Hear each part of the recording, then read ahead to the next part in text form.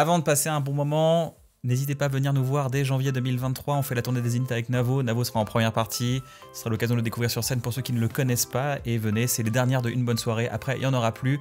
Beaucoup de gens m'ont dit, putain, on a raté Pulsion. Ne ratez pas Une Bonne Soirée. Janvier dans toute la France. Et on fait 2 dates en Belgique aussi. Bisous. Bonjour à tous, j'espère que vous allez bien. Bienvenue dans ce format un peu hors série d'Un Bon Moment. Et aujourd'hui, on va découvrir un métier. C'est un métier dont on entend souvent parler, généralement quand il y a un conflit, ou généralement de manière assez négative et tout, mais c'est un métier qui est essentiel pour que les artistes puissent créer et exister sur scène. C'est le métier de producteur. Donc il y a plein de légendes urbaines. On voit toujours un mec avec un gros cigare, là, je vais faire de toi une star. J'ai la chance de travailler avec un producteur très humain et qui a un parcours exceptionnel, et je suis ravi de le recevoir. Avec Navo, aujourd'hui, on reçoit Thierry Suc. Et bonjour. Ça va Thierry? Ouais, ça va bien. Merci. Pas trop intimidé, tu voulais être animateur radio à la base? Ouais, j'aurais bien aimé ça. Quand j'étais gamin. T'as fait des radios étudiantes un peu? Non, à l'époque, ça n'existait pas. Hein, tu sais, moi, je suis un ancêtre de tout ça. Donc, non, lorsque j'avais 15 ans, j'avais passé le concours d'entrée à RMC. À l'époque, il fallait envoyer une cassette.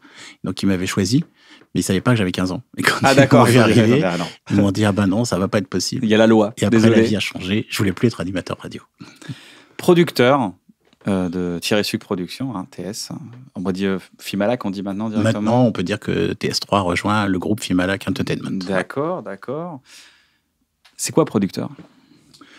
C'est une bonne question, mais on va dire que moi j'aime assez définir cela comme être une sorte de catalyseur, de rencontre de gens, de centre de regroupement, oui, de celui qui est au centre de quelque chose, d'être aussi bien dans le marketing, la promotion, l'accompagnement de l'artiste, l'écoute, le prix des places. Il y a tellement de choses, ça regroupe tellement de métiers que du coup c'est difficile de le définir en une phrase. Mais en tout cas, ouais, regrouper des métiers ou des gens d'énergie différentes, j'aime assez ça. On se dit toujours que pour être riche, il faut être producteur.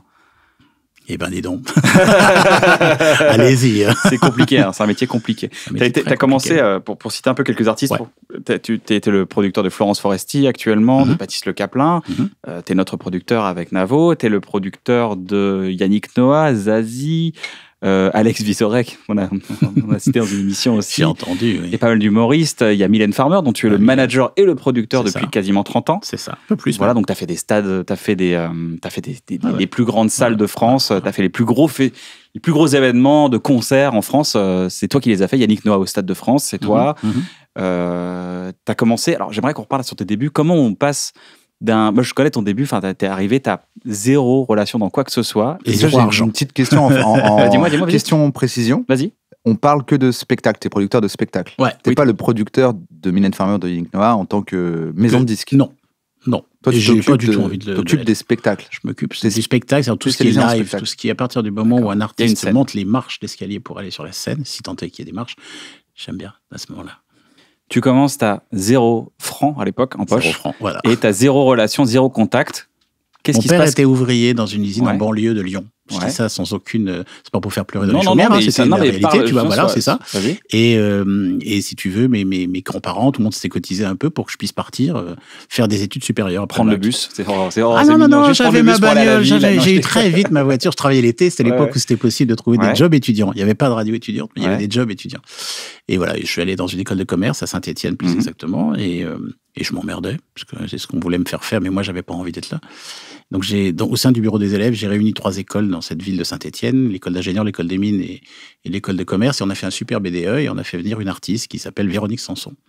C'était en mai. Grosse star encore, déjà à l'époque. Déjà à l'époque, c'était une artiste très importante. Parce que là, on est quoi? On est fin 70, début 80? On est début 80, 81. T'as 20 juste après l'élection de François Mitterrand. J'ai 20 ans. D'accord, mais comment un mec de 20 ans, dans un BDE, un bureau des étudiants, contacte Véronique Sanson? Tu cherches à l'époque, il n'y avait pas Internet. Donc, c'est ça le truc. On cherchait dans l'annuaire agent artistique, et tu trouves un agent artistique véreux, en général, dans la région. Tu l'appelles et tu dis bonjour, je suis dans l'école de commerce. Et donc il dit je peux vous avoir. D'ailleurs, là, pour la petite histoire, ce qui est drôle, c'est que ça devait être un concert de France Gall, en fait, qu'on devait avoir, qui partait en tournée avec Michel Berger pour la première fois. Et en fait, quelques semaines avant cette date, on apprend qu'elle est enceinte de son fils Raphaël, qui est un ami aujourd'hui, et qu'elle peut pas faire la tournée. Donc le producteur de France Gall, de Michel Berger, à l'époque, Claude Wild, me dit j'ai également Véronique Sanson, est-ce que vous voulez faire un concert à la place avec Véronique Sanson? Et donc c'est ce qu'on a fait. D'accord. Voilà, c'est une petite histoire. Mais et comment on fait pour booker une artiste? C'est comme si aujourd'hui on bookait Véronique Sanson, mais c'est comme si c'est aujourd'hui... comme toi, une école de commerce va booker Ken Kojandi. Voilà. D'accord. Il y en a, tu vois. Ouais, c'est vrai. Ouais, il y en a.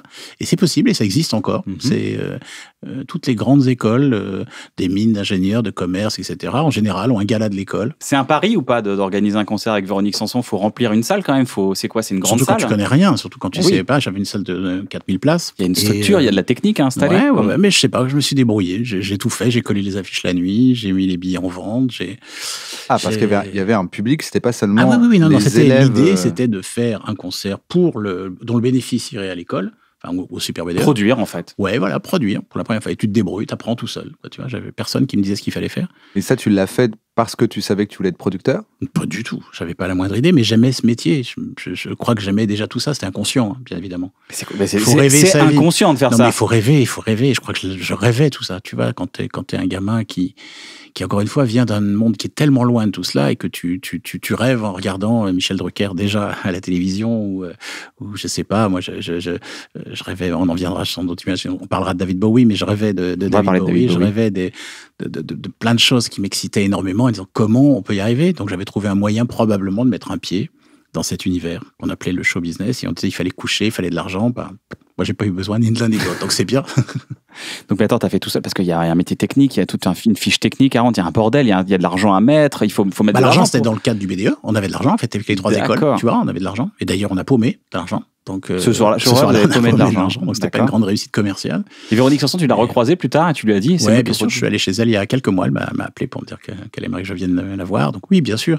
Mais voilà, la vie a fait son chemin et voilà, c'est rigolo de regarder tout ça avec beaucoup de tendresse. Et ce monsieur qui s'appelle Claude Will, qui était son producteur ce soir-là, a changé ma vie sans le savoir. Voilà, il m'a dit, vous êtes fait pour ça. Je lui ai dit, oui, mais je connais personne. Il m'a dit, vous me connaissez moi à partir de ce soir. Oh, stylé. Et en 82, il m'a dit, voilà, vous allez organiser mes spectacles à Lyon. Donc je suis parti à Lyon. Enfin, je suis revenu là où j'habitais en fait initialement. Et j'ai fondé Loi 1901 parce que j'avais pas de quoi de mettre le capital d'une société. Une association, du coup. Une association, Loi 1901, avec 2 copines. Et ce monsieur, Claude Will, a tenu parole et on a organisé le concert de France Gall, qui avait accouché entre-temps, et qui est venu. Et le premier soir, on a fait 6500 personnes. C'est énorme d'organiser un événement de 6500. La responsabilité que c'est. Ce qui était fou, c'était ça. C'était tous les autres me regardaient en disant, c'est qui ce connard qui a 21 ans à l'époque, je devais avoir 21 ans après. Et il arrive, et premier concert, moi, j'ai jamais fait 100 personnes, 6500 personnes. Et ensuite, on a eu Elton John, parce qu'il avait Elton John, 22 000 personnes. Bon. Et donc, tout est passé comme ça. Voilà. C'était fou, quoi. Michel Jonas, Eddie Mitchell. Enfin, j'ai tellement de souvenirs de ces moments-là où tout d'un coup, j'avais acheté un tréteau. Ikea n'existait pas à l'époque, mais un tréteau quelque part que j'avais pas en rouge. J'avais mis un téléphone et j'avais dit, je suis organisateur de spectacle, mais je l'étais pas. Enfin, tu vois, juste avec une pancarte. Voilà, j'attendais que le téléphone sonne, mais personne m'appelait, en fait. À part ce monsieur Claude Will. Personne m'attendait, mais c'était drôle. Mais tu dois embaucher des gens à ce moment-là. Tu dois quand même. Oui, parce qu'en fait, il t'a pas engagé. Il t'a pas fait rentrer dans sa boîte. Non, du tout. Monte ton truc. Vous allez organiser mes concerts. Tu t'occupes des concerts que j'ai envie de faire. 10% de la recette. Voilà. Il me donnait 10% de la recette pour couvrir mon travail. Et donc, on a fait Tina Turner, Elton John, je sais pas, j'en ai fait tellement. James Brown, qui était tout seul sur le quai de la gare de Lyon, je suis allé chercher en voiture avec sa valise, il n'y avait même pas un secrétaire qui l'accompagnait. Enfin, je pourrais vous en citer. Incroyable. Bruce Springsteen au stade de Geoffroy Guichard à l'époque. T'organisais des stades à 22 ans, 23 ans? Alors là, je jouais à 23-24, ouais. C'est incroyable. C'est pour ça qu'il faut jamais sous-estimer personne. Il faut rêver. C'est ça qu'il a eu le nez de se rendre compte que t'en étais capable, que t'allais tenir le truc, tenir la barque. Fallait être fou. Alors toi, t'étais fou, mais lui, il s'est rendu compte que t'allais y arriver, parce que techniquement, il y a cru. T'as tenu le truc. Ouais, il y a cru. J'ai su m'entourer, je crois. Tu sais, vous le savez tous les deux, il faut savoir s'entourer des bonnes personnes. Et c'est pas moi tout seul, j'aurais été incapable. Et encore aujourd'hui, si j'avais pas les gens qui sont avec moi, les équipes qui sont avec moi, je suis incapable de faire tout ce que l'on peut réaliser sur une année. Mais alors comment on les trouve? Tu vas piquer chez les voisins, tu regardes. Surtout à 21 ans. Tu regardes les autres organisateurs et on te dit, tout est histoire de rencontre. Tout d'un coup, tu dois faire France Gall. Ouais, t'as 21 ans et je t'as dit, je connais personne. Qui s'appelle Thierry Théodori, qui après est devenu directeur de l'Altony Garnier, la plus grande salle de France, tout ça. Mais à l'époque, il était régisseur et c'est devenu mon régisseur. Il organisait tout. Et tu t'es fait avoir aussi, tu t'es fait beaucoup avoir à 22 ans. À 22 ans, mais bien sûr, parce que c'est un monde d'escrocs. À l'époque, plus aujourd'hui, c'est un monde très. Aujourd'hui, c'est quelqu'un qui fait de la double billetterie, par exemple, il va en prison. À l'époque, c'était monnaie courante. C'est-à-dire tout le monde imprimait, les imprimeurs faisaient double billetterie. C'est-à-dire qu'ils vendaient plus de places que de prévu. Bien évidemment. Et puis il y avait une partie qui disparaissait. Enfin, tout ça, c'était une autre époque. C'est-à-dire double billetterie, c'est une arnaque? Oui. Bien sûr, c'est pour ça que ce métier avait une époque. Mais comment il fonctionne, je comprends pas. Donc il y a des gens, il n'y a plus de chaises. On se prendra un rendez-vous en privé si tu veux. mais aujourd'hui, tu fais ça, tu vas en prison direct et heureusement, depuis très longtemps. C'est-à-dire que tu vends plus de billets que tu n'as de place. Oui, mais salles, les capacités de salles. Par exemple, Kian a joué, vous avez joué tous les deux à la Bourse du Travail. Vous connaissez cette salle. Aujourd'hui, la Bourse du Travail est complète à 1600 et des brouettes, tu vois, 1600 personnes à peu près. À l'époque, on mettait 3500 personnes. C'est-à-dire, je ne sais même plus quand je vais à la Bourse et que je vois à quel point c'est complet quand on fait un spectacle, je ne sais même pas où on mettait le double. Ah oui. Tout était comme ça. Le Palais des Sports de Lyon, récemment, on avait fait des événements, c'était 6500 personnes à capacité. On mettait 23 000 personnes. Tu vois, c'est pour donner... C'est l'époque où il n'y avait pas de ceinture de sécurité à l'arrière de la voiture. On fumait devant les gosses. Et encore, on peut continuer. On peut en donner plein d'exemples comme ça. Tu vois, c'est une autre époque, les années 80. Tu vois. Ouais, j'avoue. Donc c'était assez fou. Donc là, tu te formes, tu te fais avoir. Il y a plein de choses qui sont compliquées. Tu gagnes ta vie. Ouais, mais je perds beaucoup d'argent parce que j'achète des spectacles j'avais besoin de me faire connaître, donc j'achète aussi à des agents artistiques et des spectacles où je me plante, tu vois. Je vais pas. C'est acheter un spectacle, c'est-à-dire tu dis il y a un spectacle à Paris, tu dis moi je l'achète à Lyon. Voilà. Je paye tout et je prendrai la caisse supplémentaire qu'il y aura, c'est ça ? Exactement. Et tu vois, je me suis planté beaucoup. Donc ce que je gagnais, les 10% que je gagnais d'un côté, je reperdais en achetant des spectacles. Mais tu étais dans une logique de travailler avec moi parce que dans le futur ça comptera. Parce que je suis différent, non ? C'est parce que je suis différent. Parce que je suis différent. J'avais cette arrogance. T'étais arrogant, mais en quoi c'est différent ? Non, mais arrogance. Envers toi-même, mais en quoi t'es différent avec les gens ? Tu sais, moi, je pense que t'es différent. Mais bon, ça c'est gentil. Moi, je sais pas en quoi je suis différent, mais. Alors, dis-nous en quoi il est différent. C'est parce que je crois que t'es un des gars qui pèse le plus dans le game. Tout le monde voudrait travailler avec toi parce que c'est fiable, t'as des équipes fiables et tout. Et je n'ai jamais vu quelqu'un d'aussi. Normalement, les gens qui ont cette capacité à pouvoir faire que les artistes naissent et explosent se prennent un peu la tête ou peuvent avoir le sang qui monte. Et toi, t'es toujours calme, simple. Je me suis planté. Il y a toujours une je suis beaucoup planté. Mais il y a une considération, tu as une vraie considération de l'humain et tu as une considération de voilà, ça il faut pas le faire. Si c'est pas prêt, faut pas le faire. Jamais presser le citron de l'artiste, jamais, toujours dans l'écoute. C'est gentil, mais d'abord tout le monde veut pas travailler avec moi parce que je pense qu'on se ressemble. Je pense qu'aujourd'hui vous faites partie de ma famille comme je fais partie de la vôtre. Et c'est une vraie famille d'artistes aujourd'hui. Je crois qu'on travaille avec à peu près 25 artistes. Tu vois, je veux pas travailler avec 50 ou 70 ou 80. J'ai pas du tout envie de ça parce qu'il faut justement garder un rapport avec personne. Oui, mais je pense que ceux ou celles qui ont envie de travailler avec moi ou avec nous, ils cherchent une qualité de relation humaine qu'on peut leur donner. D'autres cherchent un gros chèque, par exemple, et il n'y a que ça. Ils en ont rien à foutre que le producteur soit uniquement un mec avec un attaché-caisse. Chacun et ils font très bien leur travail. Donc je crois qu'il y a des gens qui se ressemblent et qui s'assemblent pour reprendre une jolie... et que donc voilà, tout le monde n'a pas du tout envie de travailler avec moi, et moi j'ai surtout pas envie de travailler avec tout le monde. Mais t'as toujours eu cette éthique de relations humaines avant tout ? Elle est venue avec le temps, tu sais, tu me connais bien, donc je suis quelqu'un qui a fait un long travail personnel. Ouais. Et si j'avais pas fait ça, je serais sans doute mort, parce que je pense que j'ai dû être un jeune con, arrogant, prétentieux, peut-être à un moment donné, tu vois, parce que tu sais pas ce qui t'arrive. Comme ça, mais je peux le comprendre. Mais parce que j'avais 25 ans, Jean-Jacques Goldman m'avait choisi comme producteur. Oui, on va en parler, justement. Tu vois, tu te retrouves avec beaucoup d'argent du jour au lendemain. Alors là, c'était plus l'organisation à Lyon, c'était tes producteurs de l'artiste le plus important. Et sur sa deuxième tournée, on faisait 1 million de spectateurs. Comment tu gères ça à 24 ans, 25 ans, je sais plus, 23, 24. Donc tu vois, donc forcément, mes copains, mes amis, quand je me suis cassé la gueule, m'ont dit « C'était bien, hein, ça t'a fait du bien de te casser la gueule, t'es redevenu. » Donc oui, j'ai dû péter un plomb, il fallait le faire, il fallait passer par. Je pense que j'ai moi-même eu ce moment de pétage de plomb. Alors avant d'être connu, mais bien sûr. À peu près le même âge, 27 ans, 27 ans. Mais ça se comprend. Et ça m'a fait du bien et ça m'a calmé. C'est ça, donc il y a une similarité à ce niveau-là aussi. Et Jean-Jacques Goldman, comment ça... Pardon. Mais ce serait quoi du coup cette arrogance ? C'est en fait une espèce de bascule entre le moment où tu es le seul à croire en toi, parce que t'en parles comme d'un truc que tu as vécu et que tu as vécu aussi. L'impression que j'ai, c'est que je suis le seul à croire en moi. Tout d'un coup, on croit en moi. Et c'est une espèce de surdose de j'y arrive. Vous avez vu que je savais que j'allais y arriver avant de redescendre. C'est une surdose inconsciente. Encore une fois, pour moi, les premières années, tout est inconscient. Si tu fonces, tu as envie de bouffer tout, quoi. Tu as juste envie d'avaler tout le monde et tout ce qu'il y a. Tu as envie de pousser toutes les portes. Tu as envie d'être le grand. Enfin, tout d'un coup, tu dis, ça y est, c'est moi, c'est mon tour. Et bam, tu te casses la gueule et ça te fait beaucoup de bien, je peux te dire. Ça y est, c'est moi, c'est mon tour. C'est genre le.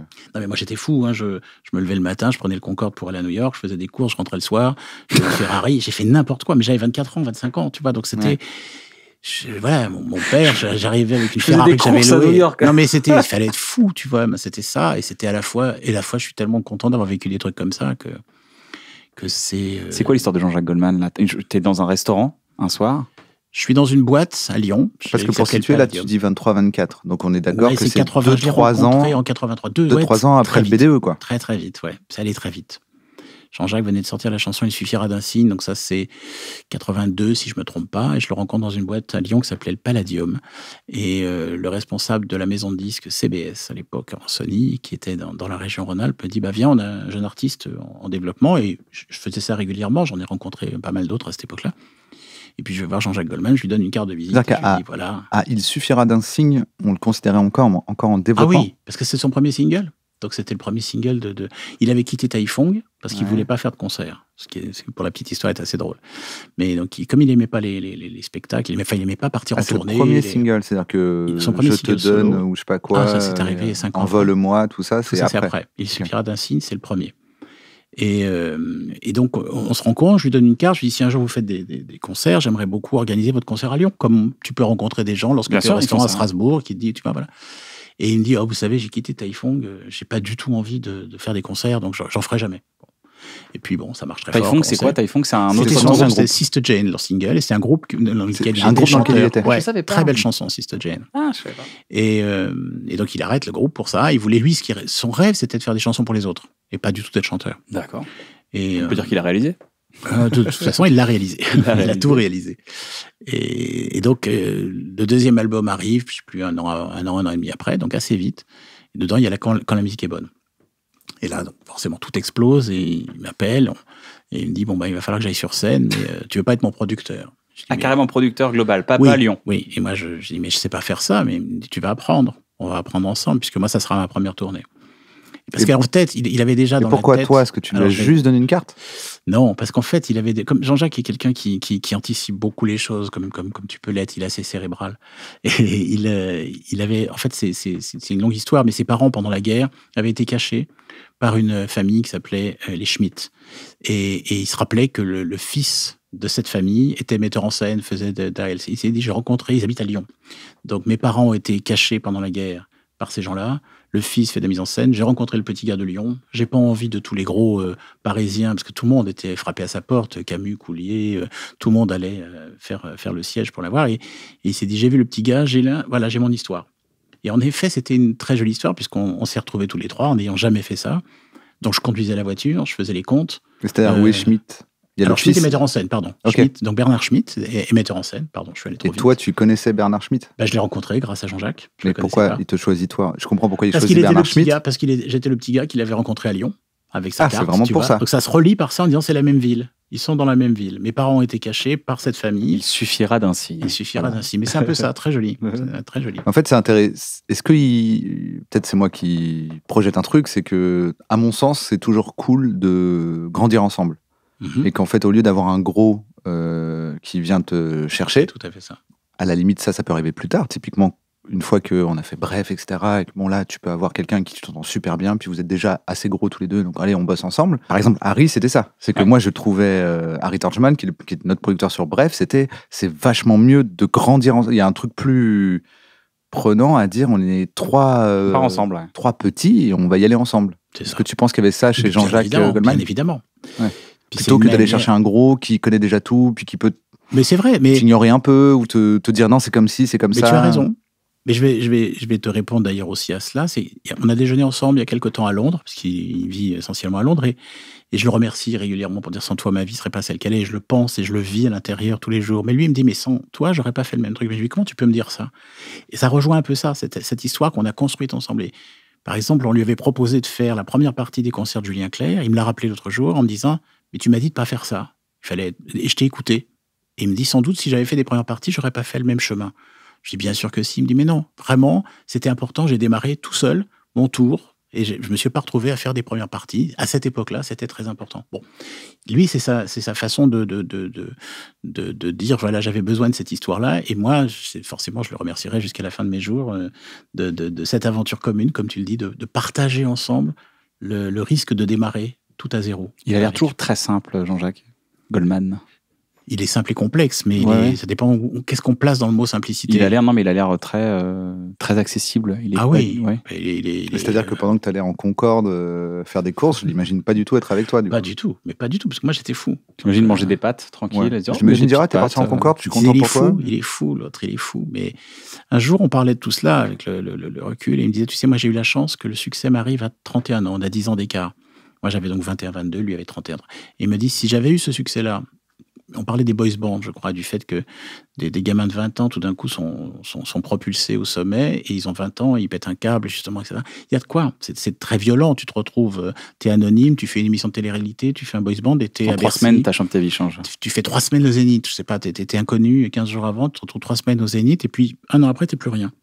Bon, tout ça, c'est violent, et il est possible, en effet, Et lui, cette chance qu'il avait, c'était de dire, moi, j'ai plus de 30 ans, et moi, j'avais 20 ans. Bon, moi, j'ai vraiment fait toutes les conneries qu'on peut faire à ce moment-là. Vous partez en tournée, ça marche, tu te casses la gueule. Ça veut dire quoi, je me casse la gueule? Mon rêve était de rencontrer David Bowie et de produire David Bowie. Donc là, on n'aura pas assez de temps pour que je raconte toute l'histoire, mais to cut a long story short, la vie m'a amené à aider quelqu'un qui était Albert Kosky, qui est toujours Albert Kosky, mais qui était le producteur de David Bowie, à l'aider parce que financièrement, je pouvais le faire. Et à la fin, il s'est quand même cassé la figure. Il me dit, comment je peux te rembourser? Et je lui ai dit, la seule chose, c'est qu'on produise David Bowie ensemble. C'est mon rêve d'enfant, d'adolescence. Je l'ai rêvé, j'avais 15 ans dans ma chambre. Il m'a dit, bon, bah, top là, on va le faire. Et on a produit David Bowie en 87. C'était la tournée Glass Spider Tour qui passait par la Courneuve à Paris et que les stades en France, Toulouse, Nice et Lyon. Et on s'est cassé la figure. Bon. Alors, comment on se casse la figure avec David Bowie? C'est les systèmes, à l'époque et encore aujourd'hui, les demandes financières des agents internationaux étaient calculées sur le score que l'artiste avait fait la fois d'avant. Bowie avait eu Let's Dance en 1983, il avait fait un peu plus de 100 000 personnes à Paris. Il fallait garantir 75 000 spectateurs à Paris. On a fait 55 000, ce qui était beaucoup de monde, mais c'était 20 000 de moins que ce qu'il fallait pour équilibrer. Et quand tu fais 20 000 de moins à Lyon, 20 000 de moins à Toulouse, 20 000 de moins à Nice et à Paris, tu as très mal à la tête. Que tu dois cet argent. Tu avais un engagement, tu le payes de toute façon comme s'il avait fait 75 000, même s'il a fait moins. Voilà. Parce qu'il a fait ses preuves. Aujourd'hui, c'est pareil. Il a fait ses preuves précédemment. Voilà. Et donc, ça fait très mal à la tête. Ça fait, et qu'est-ce qu'a fait, tu l'as analysé, ce qui a fait que cette fois-là, il a moins rempli que la fois d'avant? Il y avait un album qui marchait pas. Tu vois, Let's Dance, c'est son plus gros succès commercial. Ouais. Il a jamais aimé ça. Ça lui a pas plu d'être. Oui, donc il n'y avait pas de radio, il n'y avait pas, on cherchait pas le dernier il a fait une chanson qui s'appelait Never Let Me Down, qui a pas marché, etc. Et il avait un show très cher. En plus, c'est arrivé avec le show le plus cher qu'il avait jamais eu. À l'époque, c'était bon. Mais moi, je réalisais mon rêve. Donc l'argent n'était pas très important. Donc ça, c'est un cassage de gueule. Ça veut dire quoi? Énorme. Ça veut dire t'as plus rien. T'es endetté. T'as plus rien. Tu peux même plus payer le loyer de l'appartement dans lequel tu habites. Tu es à la rue. Et tu te dis, j'ai 26 ans, qu'est-ce que je vais faire? Bon. Et la vie banqueroute, quoi. C'est banqueroute vraiment... totale, oui. J'avais plus un centime. Et la vie t'amène de rencontrer. Un soir, on t'appelle, on dit, voilà, Mylène Farmer va aller sur scène. Elle a fait son deuxième album et elle va rencontrer, donc, elle a rencontré 2 ou 3 confrères. Et est-ce que vous voulez dîner avec elle? Et elle va choisir à l'issue de ça avec qui elle va travailler. Donc, je vais au restaurant, bien sûr. Je remonte une société, mais c'était compliqué. J'avais quand même un peu... c'était douloureux, tout ça. Et Mylène, à l'issue de ce dîner, dit, c'est avec toi que je vais travailler. Elle fait cette première tournée en 1989. On produit ce premier spectacle. Et à la fin de la tournée, elle se sépare de son manager et elle me demande de la manager. Et je lui dis, mais moi, j'ai jamais fait ça. Alors là, tu le passes un peu rapidement, mais on parle de plusieurs années. Non, mais on parle de plusieurs années, parce que tu dis que Bowie, c'était en 87 et ça, c'est 89. 89, donc pendant 2 ans. Ouais. C'est la traversée du désert. C'est un peu la traversée du désert. T'es à zéro. Ouais. T'es passé de je vais faire mes courses à New York en Concorde. Non, parce que j'arrive pas à payer mon loyer. Mais Jean-Jacques Goldman m'avait dit on va continuer ensemble. Donc on a fait la tournée de 88 ensemble. Et on avait trouvé un accord. Moi, j'avais plus de société. On avait trouvé un accord pour que je puisse continuer à exister. Okay. Donc j'étais quand même, on va dire, producteur exécutif de la tournée de Jean-Jacques. Mais c'était une longue histoire après tout ça. Ouais. Donc en 87, ça s'effondre. 88, je repars sur une forme de production au moins exécutive. Tu payes ton loyer, t'es bien. Voilà. Là, bim, Mylène Farmer. Ça t'affecte ou pas? Ah oui, ça m'affecte, mais je fonce. Je continue de foncer. J'ai réalisé le rêve de ma vie. Je travaille avec les artistes français numéro 1. Donc ça va. C'est-à-dire que pour toi, c'est j'ai raté, enfin, c'est même pas toi vraiment qui l'a raté. On a ce projet qui a foiré, Voilà. ou j'ai raté, je suis pas un bon. C'est intéressant, c'était le rêve de ma vie. C'est ça Ouais. qui est intéressant. C'est tu réalises ton rêve, Mais c'est sans ça savoir qui que c'est te fait- celui qui va te faire tomber, mais ça reste dans ma tête. J'ai réalisé le rêve de ma vie, donc c'est quand même quelque chose d'important. Mais tu gardes la foi. Tu gardes la foi. Oui, je garde Bien. la foi et Dieu m'a donné la foi. Là. Donc là, tu pars avec Mylène et là, c'est le début d'une grosse aventure. C'est Grosse 30 ans aventure. d'aventure qui commence. Ça fait plus de 30 ans aujourd'hui, oui. Donc c'est merveilleux parce que c'est. Et aujourd'hui, finalement, c'est ce que j'aime. Tu vois, Mylène, ça fait plus de 30 ans. Zazie, ça fait 27 ans, je crois. Étienne Dao, ça fait 21 ans. Calogero, ça fait 21 ans. Et puis après, vous arrivez, parce que l'humour est arrivé après, mais voilà, l'histoire avec les humoristes commence à arriver. Et la première, c'est Valérie Lemercier. Mais maintenant, ça fait 13-14 ans. Qui n'a jamais voulu capter ces shows. Jamais. C'est fou, Jamais. ça. On n'a C'est jamais fou, aucune hein. trace de Jamais. ces spectacles. Ça devient des légendes, du coup. Elle a hésité lorsqu'on a fait le spectacle au Palace. Mhm. Il y a une caméra de cachet, elle le savait. Il fallait enlever le point rouge pour pas qu'elle voie. Donc ça a été fait. Et puis elle n'a pas supporté l'idée. Donc voilà. Malheureusement, ça ne sortira pas. Mais c'est. Et puis c'est devenu quelque chose en effet de culte, quelque chose qui fait que de renoncer à cela à une époque où les artistes vendaient des centaines de milliers de cassettes vidéo, tu imagines financièrement aisément les sommes qu'elle aurait pu gagner, qu'elle a choisi délibérément de ne pas prendre. Non, alors c'était pas forcément une posture bien sûr liée à l'argent, c'était une posture liée au fait qu'elle avait pas envie que les gens regardent et rigolent dans leur salon de choses qu'elle avait. Le lieu de rencontre pour la voir, c'était la scène, le théâtre, et elle a gardé cette ligne depuis ses tout débuts. Je crois que c'est en 88. Alors, c'est quoi manager? Parce que tu dis, T'es je un peu au m'occupe des carrefour de tout. spectacles de Mylène, Ouais. et là, elle me demande d'être son manager. Qu'est-ce que Manager, ça tu gères change? un peu tout. T'es le carrefour avec la maison de disques. T'es le carrefour de toutes les demandes qui arrivent. Tu vois, en ce moment, je suis en C'est pas train que de la faire scène, genre C'est pas que la les scène. films, la pub. Voilà. Et Les après, c'est toi clips, qui la dispatches. carrière, les Tout, interviews, les avocats, les notaires. c'est les son dispatchs, conseiller, quoi. Oui, je suis un de ses conseillers, parce qu'aujourd'hui, on est plusieurs, parce que c'est beaucoup de travail, si tu veux, une artiste comme Mylène, au niveau de toutes les demandes qui arrivent tous les jours. C'est-à-dire qu'il n'y a pas un jour où il n'y a pas plusieurs demandes sur plusieurs sujets, ce qui est normal. Et mon métier depuis 30 ans est de dire non à 97 ou 98% des demandes, à peu Et à près. ce moment-là, c'est nouveau pour toi. C'est nouveau. Et j'ai appris énormément. Ça m'a permis, je pense, tu me posais une question tout à l'heure qui est intéressante, c'est à quel moment tu sens qu'il y a quelque chose peut-être qui a changé vers l'humanité ou vers la façon d'aborder la relation avec des artistes. Enfin, je pense que d'être dans le management d'un artiste important m'a permis de me rendre compte de tout ce qui arrivait, ce qui pouvait se passer dans vos carrières, et d'aborder cela différemment que d'être le producteur qui est au bout de la chaîne et qui s'occupe uniquement du marketing, des places que l'on vend, etc. Et de voir tout ce qui peut se passer en amont dans la carrière d'un artiste et de regarder Ça a mis beaucoup avec de psychologie dans le beaucoup de rapport. psychologie, beaucoup de compréhension de tout. Je l'ai fait qu'une fois dans ma vie, et je le ferai qu'une fois. C'est une légende Mais vivante, ça, Mylène, c'est une pardon. légende, absolument. Pour Ouais, beaucoup de gens, c'est. Tu le ferais oui. qu'une fois, c'est-à-dire. je ne ferai plus jamais de management. Parce que je te dis, Mais- il n'y a pas un jour de libre, en fait, sur le management. C'est-à-dire que tous les Mais t'es jours. toujours manager de. Je suis toujours. d'une ouais, femme. toujours, oui. Et comment tu concilies, parce qu'en fait, on peut avoir l'impression qu'il y a une contradiction dans le fait d'être au départ des choix qu'elle fait, et en même temps d'être comment tu concilies manager et producteur? Il n'y a pas un conflit d'intérêts? Il y a un conflit d'intérêts, on l'a toujours très bien travaillé tous les deux. C'est-à-dire qu'encore une fois, depuis une trentaine d'années, on a su toujours les moments où il fallait s'entourer, où il fallait qu'elle redevienne l'artiste avec son producteur. Mais comme j'étais le manager, il y avait les bonnes personnes qui étaient là pour être auprès d'elle, pour la place que je ne pouvais pas assurer, puisque moi, j'avais 120 personnes à gérer à côté. C'est assez unique. Hein. De toute façon, la carrière de Mylène est unique. Moi, dans et- ma tête, j'imagine qu'au moment où je dois parler avec mon producteur, scénario catastrophe, enquête conflit.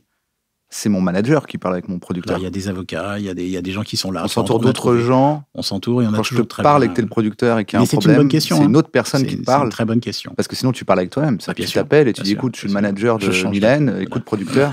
Tout à fait. Mais Tout à fait. c'est subtil comme sûr. d'avoir les deux casquettes. C'est pour ça que je le referai plus jamais, parce qu'encore une fois, c'est une carrière unique. Mylène a fait très peu de scènes. En 30 ans, elle aura fait, je crois, 6 ou 7 spectacles, je ne sais plus. Ouais. Ouais, Oui, donc tu finalement, vois, ce donc conflit-là, il arrive que quand elle fait Elle de la arrive scène. tous les 5-6 ans, Ouais. et elle fait des tournées très courtes. Donc voilà, on connaît ces moments-là. On sait très bien comment les gérer tous les deux, elle et moi. Donc, mais c'est difficile, hein, c'est pas simple. Entre elle et moi, c'est simple, mais c'est pas facile. C'est une situation complexe. Faut s'organiser, faut parler, faut discuter. C'est pour ça que je peux pas le refaire et que c'est quelque chose qui m'a appris énormément et qui m'apprend encore tous les jours. Le rapport aux journalistes, le rapport à... C'est infini, en fait, quand tu es au centre de la carrière de l'artiste par rapport au fait d'être uniquement le producteur. Donc après, moi, je pense aujourd'hui, lorsque nous travaillons ensemble tous les trois, je pense être plus un manager de la carrière scénique que d'être un producteur uniquement. Et c'est ce qui m'intéresse, c'est lorsque l'on parle de stratégie, de comment on va définir les 5 ans qui arrivent ensemble, qu'est-ce qu'on a envie de faire, vers quoi on veut tendre et qu'est-ce qu'on a envie de proposer, comment tu positionnes l'artiste dans le temps. Ça, c'est intéressant, plus que de faire un coup et de s'arrêter dans 18 mois et d'avoir quelqu'un qui éventuellement... Parce que le métier a beaucoup changé et change beaucoup en ce moment. Plein d'artistes font une tournée qu'un producteur, changent à chaque tournée, vont vers un appel d'offres financier différent. C'est une autre approche. C'est pas la mienne, ça ne m'intéresse pas. Et si demain, je devais me positionner comme ça, j'arrêterais. Faire un coup, ça t'intéresse pas? Non. J'ai cette chance aujourd'hui, tu vois. Mais pour un gamin qui débuterait ou une jeune fille qui débute aujourd'hui, forcément, tu n'as pas le choix. Tu dois te mettre dans ce marché-là. Et le marché est devenu financier, très financier. Qu'est-ce que tu dirais à un gars qui veut se lancer dans la production, là, qui nous regarde, un jeune, un mec, toi, il y a 20 ans, Oui, toi, à 20 ans, pardon. Et une meuf? Non, bien sûr. Moi, il y a 40 ans, oui. Toi, qu'est-ce que tu dirais à une personne qui est beaucoup plus jeune, qui aimerait se mettre à la production? Et quels sont les écueils à éviter ou quelles sont les qualités à mettre en avant, justement, à avoir les qualités, à se dire, si tu as ces qualités-là, je pense que c'est fait pour toi. Voilà, parce que s'il injecte son producteur pour avoir de l'argent, est-ce que c'est le bon choix? Parce que je pense qu'il y a l'argent qui doit forcément tourner la tête à un moment donné, tu vois. Je pense que tu peux venir pour l'argent et après rester pour plein d'autres choses, mais... C'est une bonne question, Kian. Parce que quelqu'un que tu connais, qui s'appelle Christophe Daranco, qui est un jeune producteur belge. Ouais. Qui est notre tourneur en Belgique. Voilà, et qui est notre ami à tous, qui est devenu notre ami, qui est un jeune garçon qui, il y a quelques années, il s'est présenté à moi et j'ai eu, pour la première fois peut-être, l'impression de reconnaître un peu ce jeune homme que je pouvais être à une époque. Je le trouvais déterminé, et donc il travaillait sur pour des... C'était quoi ce nom? Wild? Non, là c'est Christophe. Pardon, Christophe. À ton époque? Ah oui, à mon époque, c'était Claude Wild, oui. Claude Wild. Oui, voilà, un peu le devenir Claude un peu... Wild de Chris, parce que finalement, tu ne l'as pas intégré à ta société. Tu lui as dit, tu vas me représenter. Bien sûr, mais il travaillait que pour des spectacles d'humour. Il était plutôt sur des salles de 150, 200, 250 places. Et on est allé prendre un verre. Il m'a dit, j'ai un chanteur que j'adore, c'est Calogero. Je lui ai dit, tu vas faire Calogero la prochaine fois. Il m'a regardé. On parle de Forest National, on parle du Palais 12, c'est-à-dire 14 000 personnes la première fois. Voilà. C'est-à-dire qu'il était passé, lui, d'un concert de 300, 400. Il a fait pour la première fois un concert avec 14 000 personnes. Ouais. Et depuis, c'est devenu le producteur belge, le plus important. Parce que c'est un peu oui. Ce qui t'est arrivé à son âge, en tout cas. Parce que j'ai senti dans son regard, dans sa façon de parler, dans sa détermination, qu'il y avait quelque chose de fort. Et là, je le pousse à devenir producteur. Donc, il m'a invité le mois de novembre à aller voir une artiste qu'il a envie de produire. Et je vais y aller, bien sûr, pour regarder. Mais c'est quelqu'un qui a cette détermination. Faut vraiment... T'es d'accord, il est génial. Oui, quand on va en Belgique, on l'a croisé, en tout cas, humainement, il a l'air investi dans le truc. Voilà. On s'appelle régulièrement. Avec sa femme, c'est un couple ils travaillent ensemble, ils sont super. C'est vraiment... Voilà, ils aiment ce métier, ils aiment les artistes. En fait, on pourrait tout résumer là. Si t'aimes pas les artistes, faut faire autre chose. Tout à l'heure, tu parlais d'argent. Faut laisser l'argent de côté. Faut se donner les moyens de... Alors forcément, aujourd'hui, le monde appartient au grand groupe financier. Moi, j'ai la chance de faire partie de ce grand groupe qui est Fimalac Entertainment. Et Marc Ladré-Lacharia m'a permis d'avoir une certaine liberté à un moment donné dans ma vie. C'est-à-dire que je n'ai plus à m'occuper de la gestion d'entreprise. Donc ça, c'est génial. Surtout pas que le Covid, ça a dû être compliqué. Ça aurait été compliqué de ne pas être accompagné comme j'ai pu l'être. Mais aujourd'hui, on voit que ce soit Live Nation, que ce soit Olympia Productions, qui est dans le groupe de Bolloré, etc. Bon, on voit que ce sont des grands groupes qui se partagent un peu le marché du live. Il y a quelques indépendants encore, et je pense qu'un jour, ça reviendra probablement. Il y aura de nouveau une place beaucoup plus importante pour les indépendants. Mais qu'est-ce que ça change? Qu'est-ce que ça t'apporte? La protection financière, c'est une assise financière. Oui, quand moi j'avais 20 salariés, tu vois, tout seul, je les ai portés pendant des années, mais quand je me suis cassé la figure en 87, je me suis cassé la figure en 97. J'ai eu très peur en 2007. Mais bientôt 2027. Je te remercie. Je te reconnais bien là. Mais voilà, tu vois, c'est aujourd'hui faire de la production en étant un salarié d'un groupe, c'est pas la même chose. Je parle pas que de moi, je parle de tous ceux qui aujourd'hui sont des producteurs ou des productrices, mais avec l'assise d'un groupe financier derrière, c'est pas la même chose que de risquer tous les jours d'être sous les ponts. Donc c'est ça que tu veux dire quand tu dis ça te donne plus de liberté? C'est que tu... Alors, à mon âge, ça me donne plus de liberté. Pour les jeunes, je pense que ça enlève une part d'adrénaline et qu'il faut de l'adrénaline. C'est le casino un peu. Hein. Moi, je veux pas aller jouer dans un casino parce que c'était casino tous les matins pour moi. Tu vois, donc un père, la roulette, je connais. Donc, je voulais surtout pas ce que j'avais gagné et aller le du jouer. reporting, toi, s'appelle, tu regardes le pointage. Voilà. Bah, enfin, le pointage, c'est avant. C'est après que tu regardes. C'est plutôt le bilan à la fin de l'année. Mais bon, c'est une partie joueur. Fallait être en tout cas joueur. Et aujourd'hui, cet apport des grands groupes, comme il y a AEG, j'oubliais, enfin il y en a d'autres, forcément enlève la part d'adrénaline. Parce que qu'est-ce qui peut t'arriver de pire? Que tu sois licencié, c'est pas pareil. Tu auras droit d'un chômage. Quand tu es patron d'une société, tu n'as droit à rien. C'est-à-dire que tu n'as pas un centime d'aide du jour au lendemain. Et puis si tu es licencié, tu n'emmènes pas toute ton équipe à l'eau avec toi. Il y a moyen que ton équipe continue de travailler dans le groupe. C'est ça. C'est très différent. Et tu perds pas en indépendance? Pas encore une fois, pas à mon âge et pas avec ce que j'ai fait. La chance que j'ai eue, si tu veux, c'est de toute cette histoire qui s'est écrite au fil de ces décennies. Tu vois, j'ai eu la chance de travailler avec Jean-Paul Gaultier. C'était inattendu de dire Jean-Paul Gaultier va faire un show. Le Fashion Freak Show. Le Fashion Freak Show. Bon, ça a été difficile de vendre l'idée aux groupes, aux financiers et tout ça, mais au bout d'un moment, ils m'ont fait confiance. Alors, ça veut dire qu'il faut injecter beaucoup d'argent au début pour monter le show. Beaucoup d'argent. Plusieurs millions d'euros. Comme ça, c'est 15 millions à peu près. Tu vois, d'accord. Tu pars avec un risque de 15 millions. Donc, et tu ne sais pas du tout combien tu vas vendre de billets. Tu vois, personne ne peut le savoir. Il faut en vendre plus de 4-5, je pense. Je crois qu'à partir de 9, ça va. À partir de 9. À partir de 9, ça va. À partir de 9, mais voilà. C'est des billets à 2 millions d'euros. Après, c'est pas pareil. Voilà. Non, donc mais ça aussi, ça me permet, si j'avais dû monter le Fashion Freak Show avec mes deniers personnels, ça aurait été une réflexion complexe. Là, tu es dans ce grand groupe et tu dis, voilà, faites-moi confiance. On a eu la chance, le public a été là. On a fait 9 mois complets aux Folies Bergères, ça a été génial. Mais c'est ces aventures-là qui sont passionnantes. Et dans le monde entier derrière. Et la tournée dans le monde, malheureusement, elle a été un peu arrêtée avec le Covid, mais on va la reprendre dès l'année prochaine. Comédie musicale, faire une comédie musicale. C'est ça. Là, tu as la comédie musicale Starmania. Starmania, qu'on a repoussé 2 fois. Il faut savoir que préparer, faire répéter les gens, c'est énormément de travail, c'est énormément d'argent. Et il faut payer tous ces gens, les répétitions, les techniciens. Absolument. Là, on a fait des castings, déjà des grosses mises en danger. C'est déjà plus d'1 million de frais dépensés pour un spectacle qui n'a pas encore vu le jour, parce qu'on a fait beaucoup de castings à Montréal, à Paris, louer des salles, reporter des salles. Enfin, c'est pas facile, tout ce que l'on vit depuis 1 an et demi. Vous le savez mieux que quiconque, vous artistes. Même si en France, l'accompagnement a été meilleur que dans plein d'autres pays. Je me suis pas senti en danger. Mais c'est bien. Les équipes ont toujours été là. Je me sentais pas en danger, quoi. Et certains artistes qui étaient dans des positions plus on va dire plus inquiets. Et puis, lorsque je parlais à des confrères américains ou anglais, il n'y avait pas d'aide du tout. C'est-à-dire que les musiciens du Metropolitan Opera à New York, c'était 0. Donc 0 pendant 1 an et demi. Quand tu as une famille, des enfants, c'est pas très simple. Nous, il y avait quand même des systèmes d'aide qui permettaient aux gens d'avoir de quoi nourrir leur famille. Il faut jamais oublier. Je pense que tout le monde râle beaucoup sur le fait d'être en France, mais je pense qu'on peut aussi, de temps en temps, dire on a de la chance. Ouais. Après, c'est parce qu'on râle qu'on a ça. Comparé aux autres. Non, mais tu vois, il y a une mécanique où tu dis c'est bien, on dit qu'on râle. Je te reconnais. Non, mais tu vois, il faut râler pour avoir les droits. T'as pas tort, mais en Angleterre, ils ont râlé. Une fois qu'on les a, et quand ils regardent par rapport aux Anglais, mais ils devraient râler beaucoup. Comme nous, on râle. Ils ont beaucoup râlé. Ils disent il y a des gens qui n'ont pas ouvert les portes. Non, tu vois ce que je veux dire. C'est-à-dire que c'est parce qu'on a râlé, mais effectivement, pour soi-même, moi, je suis complètement d'accord. C'est que pour soi-même, il faut se rendre compte, parce qu'à un moment, il faut quand même te comparer au reste du monde. T'es obligé. Quand même, comparé au reste du monde, même l'intermittence du spectacle, on râle parce qu'on veut toujours mieux. Mais ça n'existe quasiment pas ailleurs. Nulle part.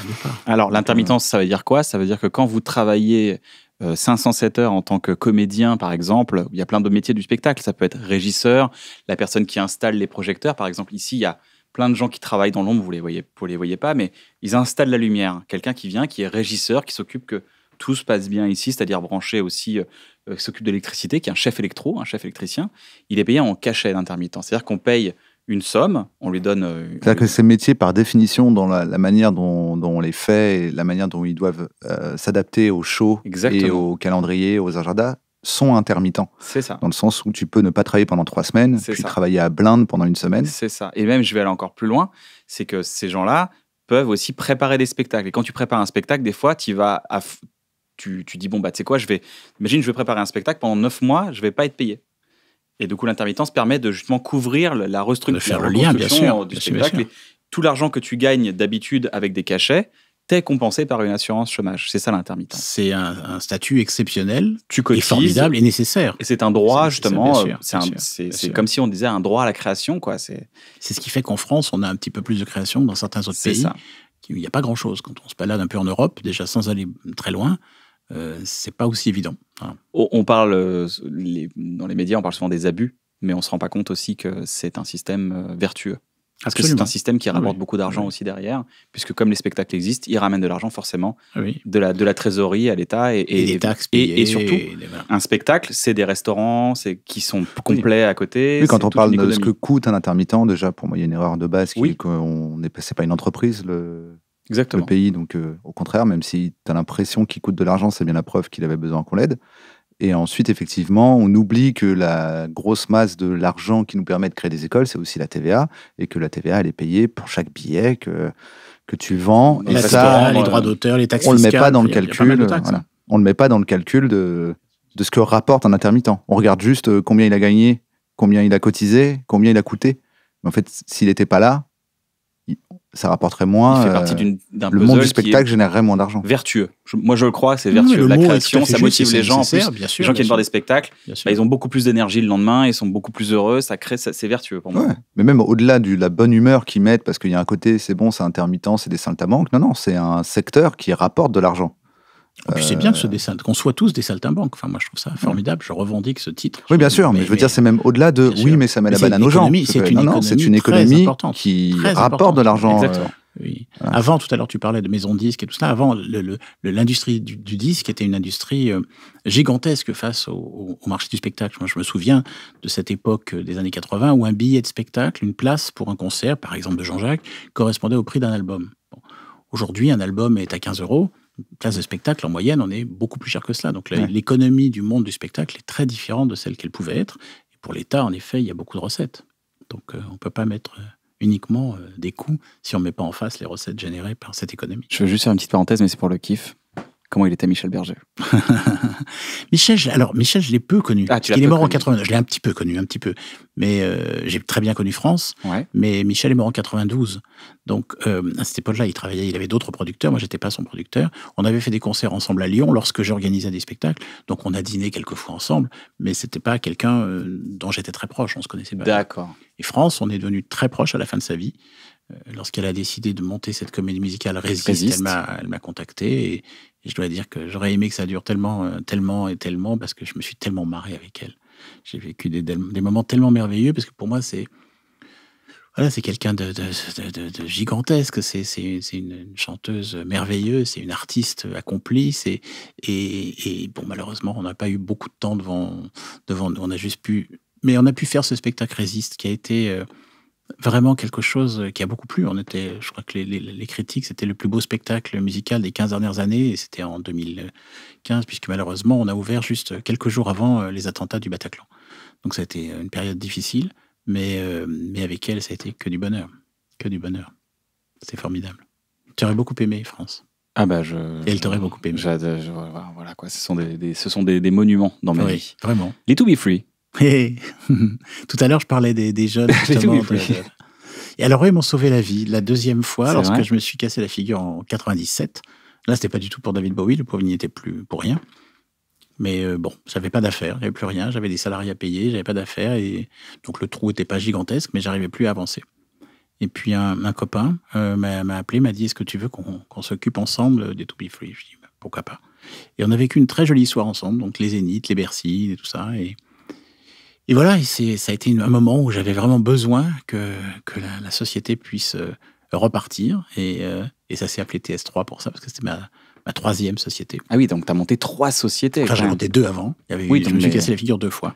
D'accord. Et Ce qu'on donc, dit souvent sur les entrepreneurs, quand ils se cassent la gueule plusieurs fois, c'est pas une légende.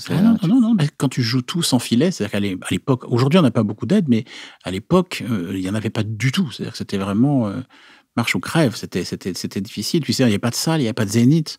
On passait sous des chapiteaux, on louait à des gens qui s'étaient spécialisés dans le montage de chapiteaux. Et c'était une époque, moi je me suis bien marré, mais Mais c'était tout à fait un autre métier. C'était pas organisé comme les Zéniths. On était dans des champs de boue. Tu vois, l'artiste arrivait, sa voiture se garait, Johnny Hallyday, Michel Sardou, ils arrivaient. Il y avait, c'était impraticable la veille ou l'avant-veille. Ah oui, oui.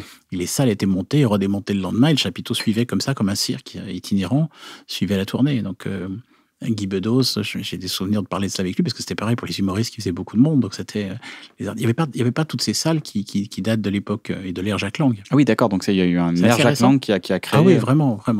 Et on le voit d'ailleurs dans toutes les régions, dans toutes les villes qu'on va, des villes même assez petites, il y a toujours des salles magnifiques, des salles de théâtre magnifiques en France. Ça existe partout. Il y en a, voilà, des salles d'une très grande qualité. Voilà. On était très en retard. On a fait des chapiteaux avec la tournée Une bonne soirée. Attention, on a fait des beaux chapiteaux de réparation à côté quand le théâtre était pas ouf, le théâtre était cassé. On a fait des chapiteaux. C'était pas. Mais c'est pas facile. C'est pas facile. C'est qu'il faut aller chercher. Là, c'est toutes les années de café-théâtre qui sortent. Ah oui. On va aller chercher les gens. Ils sont à 14 mètres devant toi. Allez, on y va. Tac, et on casse les codes. Alors justement, j'ai une question, le virage de l'humour. Ouais. Ce que vous en parliez tout à l'heure, c'est que pendant des années et des années, tu ne faisais que des musiciens de musique. C'était très coupé. Il y avait pourquoi Jimmy l'humour Levy, il y avait des gens comme ça qui étaient d'autres producteurs et j'avais personne qui venait avec moi, tu vois, parce que c'était. Je pense que. Ah, c'est juste parce que les gens venaient pas à toi. Toi, les t'étais pas humoristes spécialement fermé. Moi, j'étais très ouvert, mais les humoristes pensaient que j'étais spécialisé en musique et que je pouvais pas. Comme j'ai produit Patrick Dupont, par exemple, et les Étoiles de l'Opéra de Paris, les danseurs, et Sylvie Guillem, etc., et qui était la plus grande danseuse qu'on a vue en France. Et ils disaient tous, mais qui est ce type du show business qui vient? Et puis finalement, on a fait le tour du monde. On est allé au Japon, on est allé aux États-Unis, on a travaillé avec Béjart, etc. On a un monde. Moi, j'ai essayé décloisonner ici. C'est-à-dire que j'ai essayé de dire j'aime le spectacle au sens large. Aujourd'hui, j'ai des projets de pièces de théâtre, j'en ferai d'autres. Et j'aime ça, j'aime ne pas avoir de genre. On a fait Swan Lake, qui était le spectacle où c'était un lac des cygnes, où tous les hommes étaient habillés en cygnes. Enfin, tous les cygnes étaient des hommes plutôt habillés. Et on l'a fait 2 fois, on a fait 100 000 personnes à Paris. Bon, pour un ballet, c'est le record. Je crois qu'il n'y a jamais eu autant de ventes de billets que pour un spectacle de danse, parce que ça permettait au grand public qui ne connaît pas forcément le lac des cygnes de se dire, j'ai pas besoin d'aller à l'opéra, je suis dans un monde plus accessible que ceux plus habituel, voilà, plus habituel.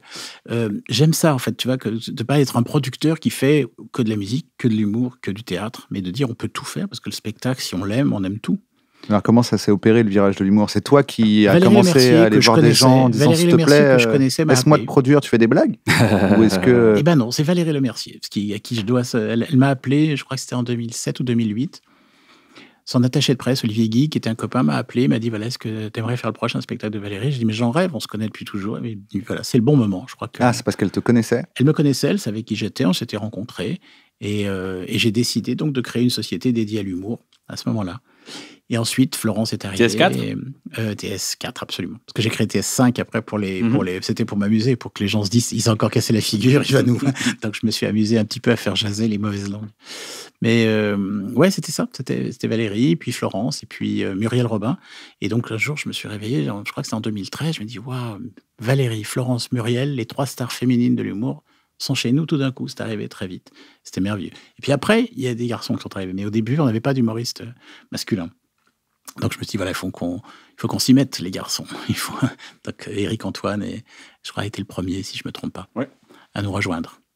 Et puis aujourd'hui, c'est formidable. Parce que c'est tous des copains, c'est vous, c'est Alex Vizorek, c'est Baptiste Caplin, c'est Monsieur Fraise, Marc Fraise, c'est Jonathan Lambert, c'est toute une bonne bande de gens que j'aime et qui font partie de cette famille. Il y a un truc que tu m'avais dit quand on s'est rencontrés, c'était sur la Foresti Party de Florence. Ouais, en 2012. Donc 5 Bercy, 3 Altony Garnier. Absolument.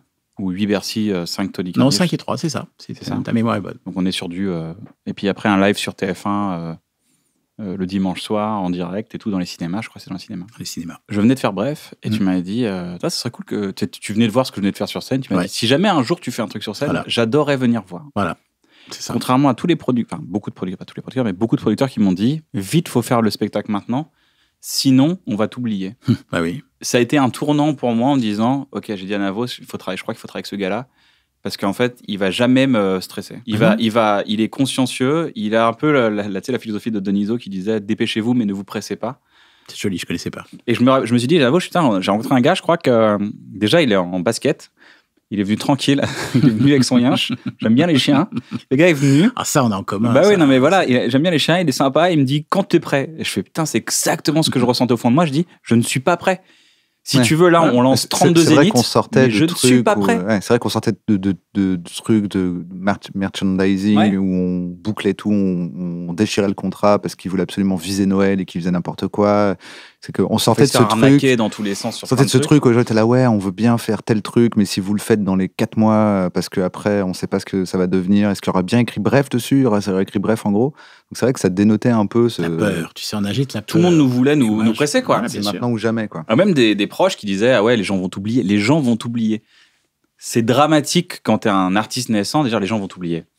Comme si on était un effet de mode et tout, et j'étais pas prêt. C'est-à-dire que si on avait lancé 10 zéniths, peut-être qu'on les aurait remplis. Bien sûr. Mais j'aurais été en souffrance totale et j'aurais été pas d'accord. Et je pense qu'il faut pas décevoir les gens.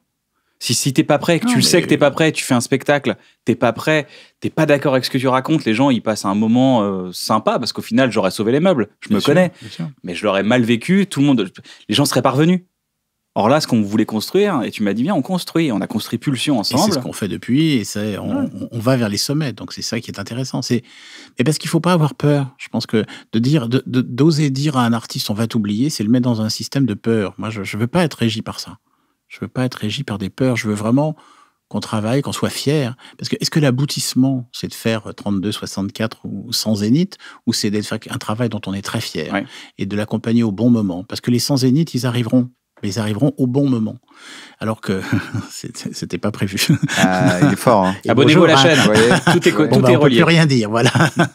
Mais voilà, je pense on doit pas. Mais nous tous, dans tout ce que l'on peut faire, et si des jeunes qui ont envie de faire le métier d'humoriste, d'auteur ou de producteur, je pense que n'écoutez pas les gens qui vont vous dire il n'y a pas de place, il n'y a pas de débouché. Il n'y a qu'un gâteau, il est déjà pris. Et toi, tu connais personne, et t'as pas ci, et t'as pas ça. Battez-vous, retroussez les manches et croyez en vous. Et n'écoutez pas les gens qui vous mettront dans une peur.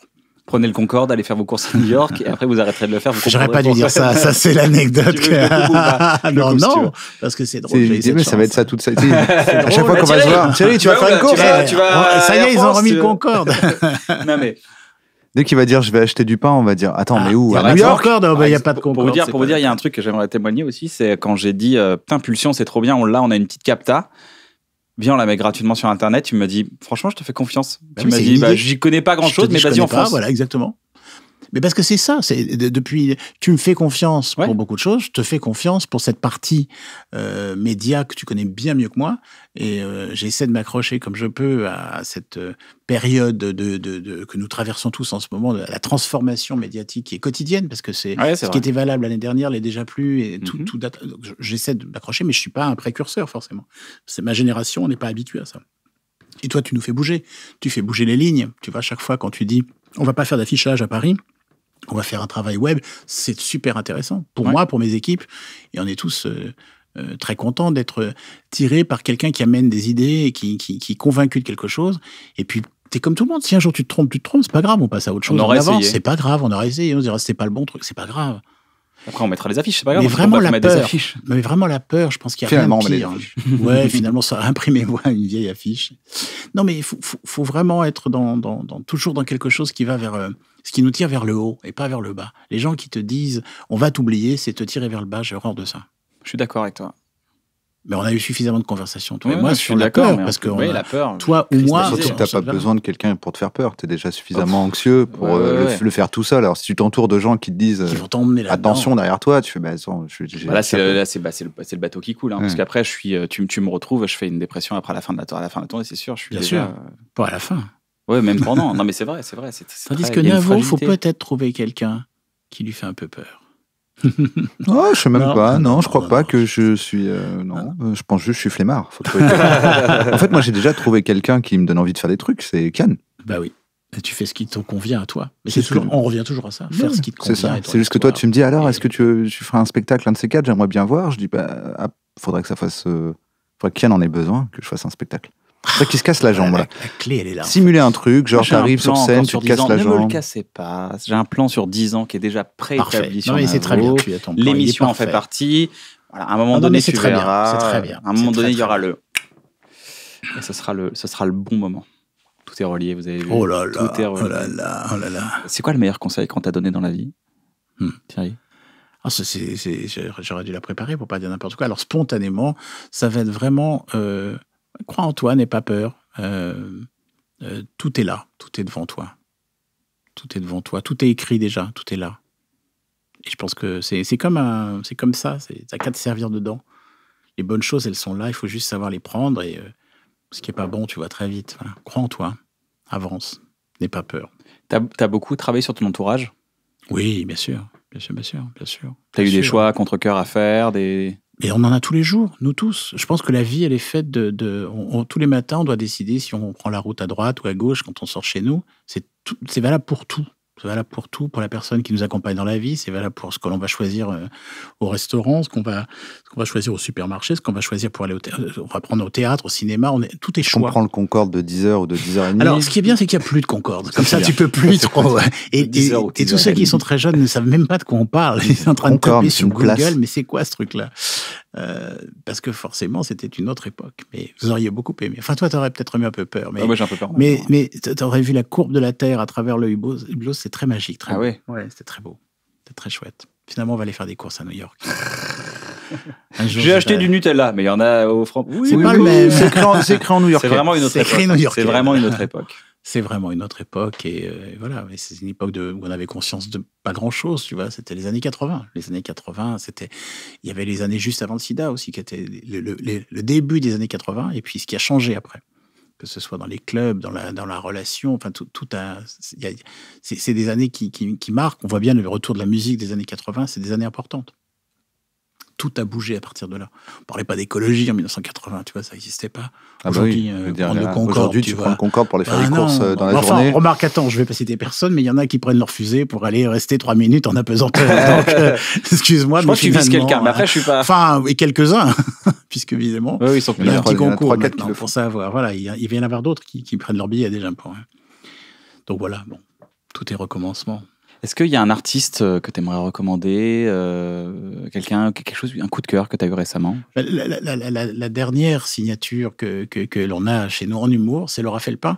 Donc on sent déjà qu'il y a une adhésion, il y a un public, il y a une communauté génial. Qui se tisse. Et voilà, je suis très content. Merci Thierry. Merci beaucoup. Merci beaucoup d'être venu. Est-ce que tu veux rajouter quelque chose? Non, merci pour votre amitié. Moi, voilà, ça m'amusait d'être avec vous et j'ai l'impression qu'on a passé. Tu parles pas beaucoup dans les médias, tu es très discret. Non, parce que c'est pas ma place, c'est la vôtre. Mais c'était l'impression. Mais je suis sûr qu'il y a des gens qui nous regardent, qui ont envie d'être producteurs, qui savent pas, qui ont envie de travailler avec les artistes. Alors, c'est ça qu'il faut. Qui rêvent, et qui écoutent personne surtout. Tu vois, qui poussent les portes et qui disent ouais, c'est facile à dire. Non, c'était pas facile. C'est pousser les portes. D'accord. Mais comme toi, de toute façon, quand on dit comment on fait. Pas de choix. Faut faire. Voilà. J'espère que ça vous a plu. N'hésitez pas à vous abonner à la chaîne. Si vous voulez nous soutenir, on a une bonne boutique.com. Vous pouvez aller nous soutenir sur la boutique. J'espère que ça vous a plu. Partagez cette émission. Si vous nous écoutez en podcast, n'hésitez pas à mettre plein d'étoiles. Le plus d'étoiles. Ce que vous estimez d'être bien, en fait. Ça met en avant le podcast vis-à-vis de plein de gens que vous ne connaissez même pas. Et du coup, ça nous fait connaître. Donc, merci à vous. Prenez soin de vous. À très bientôt.